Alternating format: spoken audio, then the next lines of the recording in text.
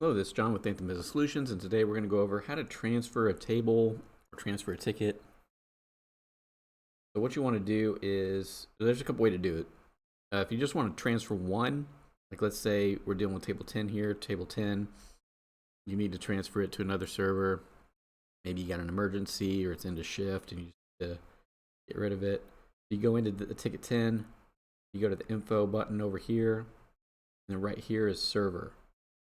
So you would select that, and then a list of available servers or staff members that can pick that up will show up, and then you just pick which one you want. So let's say we're going to transfer to Jane Doe.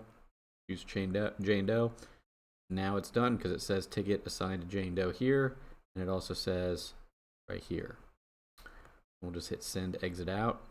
Now there's another way to actually do multiples. If you got a bunch of tables you want to transfer all at once, you go to the same spot where you do your checkout.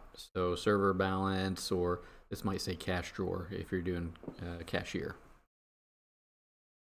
We'll go into here, and then you see there it says there's 2 open tickets for $107.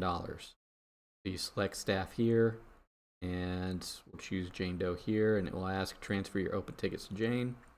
Click OK, and it'll transfer all those open tickets. So now you're able to do your server checkout. All right, but that's all there is to it. I hope this video was helpful. Thanks for watching. Want to stay up to date on the latest tips and tricks?